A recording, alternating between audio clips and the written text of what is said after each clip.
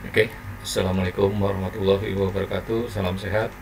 Mari kita lanjutkan kuliah daring kita dalam etika dan filsafat komunikasi. Kita masih membicarakan tentang etika. Pertanyaan terakhir kemarin adalah tentang untuk apa kita belajar etika. Ya, etika bukan sesuatu yang mudah untuk diaplikasikan karena terkait dengan konteks kultur atau sosial politik dari sebuah masyarakat yang tentu saja masing-masing kelompok masyarakat memiliki nilai moral yang berbeda. Mengapa penting belajar etika? Ya karena tadi secara aplikasi kita nggak mudah untuk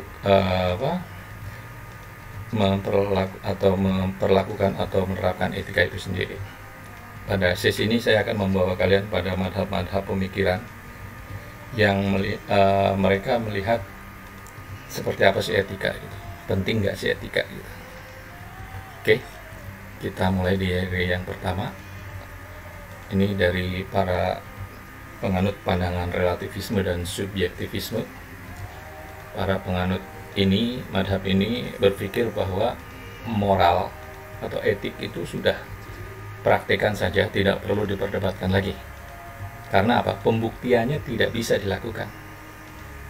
Ini termasuk kaum sofis. Bagi kaum sofis, kebenaran kemudian adalah bagaimana kita menyusun argumentasi secara baik gitu. Retorika yang baik untuk meyakinkan lawan bicara. Nah, pada relativisme dan subjektivisme membicarakan etika itu ya masing-masing dari sisi subjektifnya. Kita ambil contoh yang pertama ini tentang aborsi.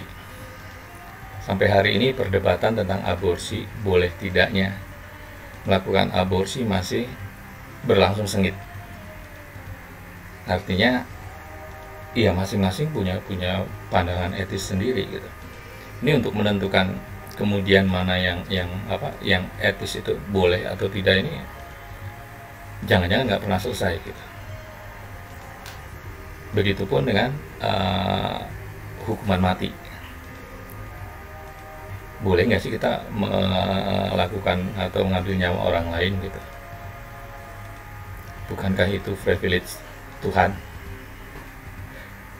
Nah, pada level moral seperti yang disebutkan oleh kaum relativisme dan subjektivisme, ini susah. Tapi kalau kemudian kita tarik pada hal yang teknis, namanya aborsi, kita bicara dari level atau sisi sains medis.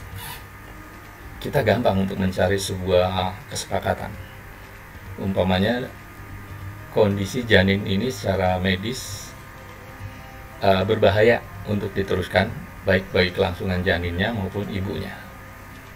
Saya kira gampang untuk menyepakatinya bahwa itu harus atau boleh dilakukan aborsi. Begitupun dengan hukuman mati. Pada level teknisnya, tinggal membicarakan lagi pada model hukuman mati seperti apa gitu. Ini kemudian kita bisa menggunakan bahasa konstitusi, sama dengan gambar sebelah kanan Pak Jokowi. Ini Pak Jokowi baru ditinggal ibunya yang dipanggil ke rahmatullah gitu. Kemudian beliau setelah selesai menguburkan langsung pergi terbang ke Jakarta dan memimpin KTT secara online. Ada yang menanyakan, kok begitu anak terhadap orang tua ya? Bukankah masih dalam masa berkabung sehingga nggak perlu buru-buru amat langsung kembali ke Jakarta dan kerja, apalagi KTT bisa diwakilkan. Tapi ada pandangan lain bahwa ya urusan dengan kematian ibunya sudah selesai dengan menguburkannya. Ada urusan yang lebih penting, yaitu urusan orang-orang hidup, orang mengurusi orang hidup. Nah ini dua ini aja sudah menjadi perdebatan. Tapi lagi-lagi kalau kita bicara pada teknis, pada bahasa konstitusi, mungkin persoalannya akan selesai. Kita lihat saja, umpamanya dalam undang-undang dibolehkan presiden untuk katakanlah mengambil cuti dalam suasana duka. Gitu. Oke, itu dari relativisme dan subjektivisme. Kemudian kita lihat pandangan kedua dari tokoh realisme moral. Ini ada David Hume, dia filsuf asal Skotlandia, abad ke-18. Ya, dia mencontohkan di sini adalah kutipannya tentang perbuatan jahat atau dalam hal ini pembunuhan berencana. Menurut Hume, kita tidak akan menemukan apa-apa ketika mengkajinya pada sisi objek. Kenapa pembunuhan itu terjadi? Gitu. Nggak ada ketemu secara etiknya di situ. Dia bilang kita hanya akan menemukan motivasi, kemauan, gairah dari si pelakunya. Tapi akan berbeda jika refleksi itu dikembalikan kepada dada kita, dikembalikan pada hati nurani.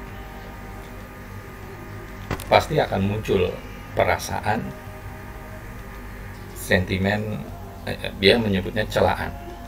Artinya ketidaksukaan bahwa pembunuhan berencana tidak ada alasan, itu sesuatu yang tidak diperbolehkan, melanggar etis.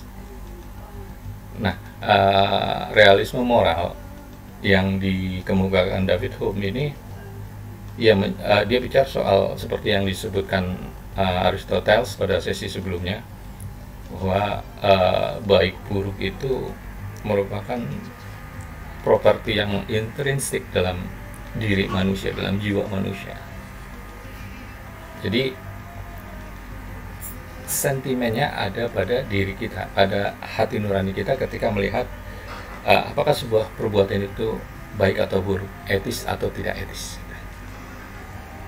Oke, kemudian kita lihat pada madhab yang ketiga tentang rasionalisme moral.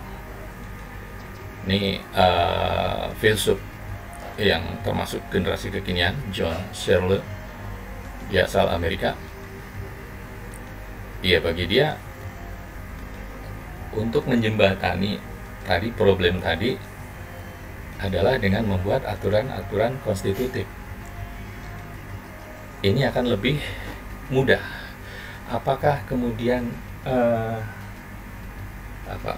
aborsi itu diperkenankan atau tidak? Gitu. Lihat, ada nggak konstitusi yang mengatur bahwa aborsi diperkenankan jika menyangkut keselamatan medis bagi sang ibu ataupun janin, gitu. Namanya itu, atau hukuman mati, gitu. Ada nggak sih landasan hukum positifnya, gitu. Nah, ini dari sisi rasionalisme moral. Kemudian kita lihat pada yang terakhir, objektivisme. Objektivisme dengan subjektivisme ini berada pada posisi yang diametral berhadapan. Perdebatannya selalu kencang, gitu, karena masing-masing punya pandangan yang bertentangan. Objektivisme dan subjektivisme ini secara ragam atau kategorinya berdasarkan kelembutan kira-kira gitu dan kekerasan ini kita bagi 4. Gitu. Ada subjektivisme keras. Bagi subjektivisme keras, masalah moral ini adalah pertanyaan yang tidak memiliki jawaban yang tepat. Nggak ada, percuma nyari apapun juga jawabannya nggak ada yang pas. Semuanya berdasarkan subjektivisme si pelakunya. Sedangkan pada subjektivisme lembut kita akan menemukan bahwa tidak ada jawaban yang tepat sama sekali, gitu. Nah, ini masih mendingan. Kira-kira masih ada yang mirip-mirip lah, mendekati tepat, gitu, kira-kira gitu. Nah, kita lihat pada objektivisme lembut. Dia menyebutkan bahwa pertanyaan moral apapun mungkin saja memiliki jawaban yang tepat. Jadi di sini masih menyangkut soal probabilitas. Artinya probabilitasnya ada gitu untuk mendapatkan jawaban yang tepat. Kemudian pada objektivisme keras, kita akan mendapatkan bahwa setiap pertanyaan moral memiliki jawaban yang tepat. Artinya bagi-bagi objektivisme ada tepat gitu. Nah, dalam hal ini kembali kita akan diberikan pilihan-pilihan bagaimana kita menjawab pertanyaan-pertanyaan moral yang datang kepada kita, yang kita lihat dalam problematika sehari-hari. Apakah kita akan menggunakan atau pendekatan yang mana? Kalau objektivisme yang keras atau yang lembut? Atau subjektivisme? Keras atau lembut? Ini dikembalikan pada kita, ya, diri kita masing-masing. Tergantung kita bagaimana, balik lagi perspektif dan preferensi yang kita miliki sebelumnya. Lalu ya, ini kemudian dalam filsafat selalu ada pilihan perspektif untuk melihat berbagai macam persoalan. Sehingga ketika kita belajar etika moral, kita bisa kita diberikan pilihan ragam pengetahuan dari berbagai perspektif, tinggal kita pilih mana yang mau kita pegang sebagai prinsip hidup gitu. Tentu saja tanpa harus menyalahkan prinsip etika yang berbeda yang dianut oleh kelompok berbeda, kelompok orang lain. Pokoknya di sesi lalu saya contohkan orang makan bersendawa gitu. Nah, ini juga kan ya, kalau kita datang dari lingkungan yang mohon maaf terdidik gitu, sedangkan yang sebelah atau orang yang baru datang di tempat makan kita di warung, orang dari mohon maaf dari lingkungan yang kurang terdidik gitu. Bagi dia sendawa adalah hal yang biasa gitu. Sementara bagi kita itu adalah problem besar. Nah, ini bagaimana kita mengatasinya, menyikapinya gitu. Ya, belajar filsafat pada ujungnya adalah kita belajar untuk menjadi orang yang bijaksana. Oke, terima kasih. Wassalamualaikum warahmatullahi wabarakatuh.